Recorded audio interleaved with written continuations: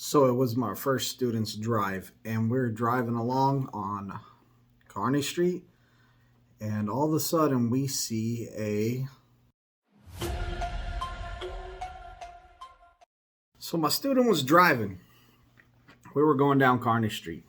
It was his first drive ever. So we're going down Kearney Street, and out of the blue, looks like a homeless person's walking in the middle of the road.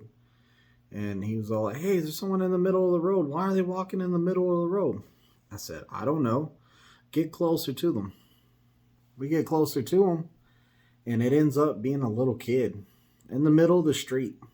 And I said, "Get a little bit closer." Well, he started running from the truck. I said, "Never mind, stop, set the brakes."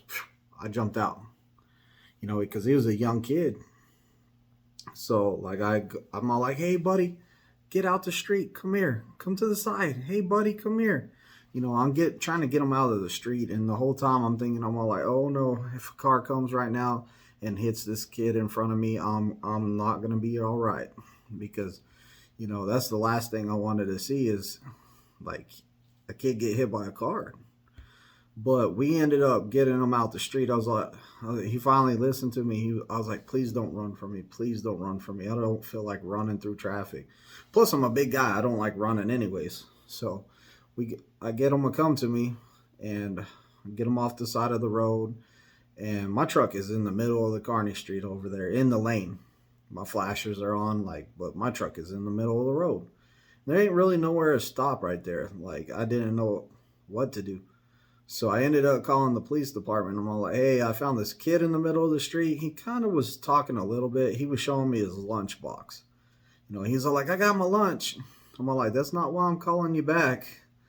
But he had his backpack on. He had his lunchbox. I think he thought he was going to school. So I'm on the phone with the police department. I'm all like, "Hey, look, I'm on Kearney Street. I found this little kid in the middle of the street. He was walking right between the two yellow lines, the double yellow lines that were solid. He was walking right between those." I said, "I found a little kid right here in the street." I said, "He's probably like 3 or 4 because they asked me how old he was." I was like, "How old are you?" And that's whenever he told me that he was 6. And I was all like, "Oh, he's 6. And then I was like, "Dang, my son's 6. It kind of messed me up for a minute. I was like, "Wow, he's my son's age?" So I was a little bit like, I don't know, it just threw me off some. So I was like, "Hey, he's 6 years old, and he was walking down the road." And then I seen a tag on his backpack, like one of the school bags. So we got his address off of there. It didn't say what lot number. It just had the address of this little bitty park area. And it had his name on there, so we knew his name.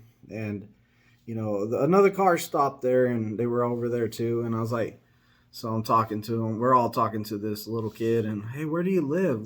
Do you know your parents' phone number?" And he told me. I did ask him. I said, "Hey, where's your parents?" And he's all like, "I can't wake him up." So from the area he's from, the little area he's from, I don't know what's up with his parents. We had the police department come out. Well, before that, I grabbed his hand, and it was cold. I had his hand, it was cold. I told the police department, I said, "Hey, I'm going to put him in my truck and get him warmed up if that's all right. I don't want to get in no trouble. I'm not kidnapping or nothing." But, he was cold. So we started walking back to the truck, and this other car behind us stopped. And this guy was there, and he's all like, "Hey," I'm all like, "Is this your kid?" And he's all like, "No." He's all, that's crazy. He's walking in the middle of the road." And I was like, "Yeah, I know." And I was all like, "I'm going to put him in my truck so he can warm up." And he was all like, "Well, we can just stick him in my car." And I'm looking at the guy, and I'm all like, "I don't know about putting this kid in this guy's car. I don't know this guy. He might be some kind of weirdo or, something." So I seen his wife in the car, so I was like, I felt better about it. And then they had a young, small child too in the car. So we ended up letting them in that car, and they stayed outside. We stayed outside, and we were talking like, "Hey man, this is crazy. This poor kid, anything could have happened to him.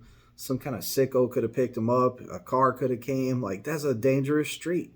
Dangerous street for anybody to be walking down." And then finally the police department came, and I was like, whew. said, thank you for getting here. Like, so the Springfield Police Department showed up, and he was all like, hey, buddy, you want to get in my car? I'll even let you sit up front. And the child was like, no, because he's playing with the other child in the other car. So the police officer said, hey, look, guys, I'm sorry, but unfortunately, this is not my jurisdiction. And I'm all like, this is a little kid. What do you mean it's not your jurisdiction? Like, dude, this is a little kid here we're talking about. It's not no grown up. Like, I don't care if it's your jurisdiction or not. You need, like, do something. But he was all like, we're going to wait for the county to come out here. So if he's fine in your car, then, you know, he's good. And I said, hey, I'm in that truck in the street. Can I get it out the street? I'm blocking the street. And he's all like, yeah, first, actually, let me get your information. So he took down my address and stuff. And, you know, that was my drive for my student's first drive ever. Pretty wild. So he got our information and he said, y'all can continue on. And I was all like, hey, let's drive. I'll tell you what, we were so much thinking about that. What just happened, that my student, he was driving like a boss after that. I guess it was like, hey, our adrenaline's going. Like, what the heck just happened? Like, was that real? So, you know, it was something different. It was definitely different. Like, you're not expecting that. Like, find a child in the road. Like, I wasn't expecting that. But it was cool that we got him out the street. He didn't get hit by a car or nothing. And I was so nervous. I was so nervous that this kid was going to get hit by a car right in front of me. And even after we left, I was like, man, I hope he gets back to his family or somewhere safe. You know, I don't want him to go to like CPS and be like afraid or whatever.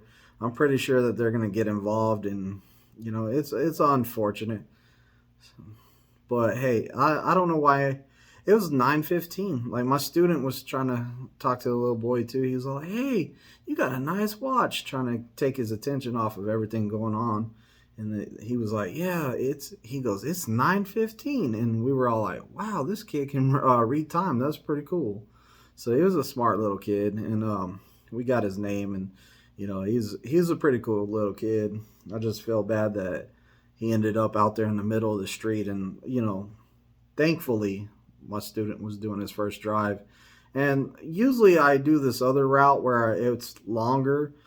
If we would have went on the other route like I was thinking about going, then we wouldn't even have been there. But I said, you know what? We're going to do this route. So something told me to go that way.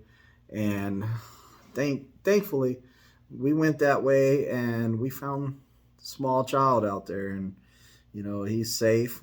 He didn't get hit by a car, thank God. But that would have really messed me up. Like, I'm not even playing. But that's pretty wild for like a first drive ever. Like, your first day on your permit driving the truck, like, you saving a kid, like, out of the road. So, you know, that's probably one of my wildest first drives ever. I'll tell you that. That was pretty wild. That was adrenaline going. But hey, if you're new to the channel, hit the subscribe button down there. Give me a thumbs up and leave some comments, people. Thanks for watching. Like, comment, and subscribe. Ring the bell. Get my latest lives. Get my newest videos.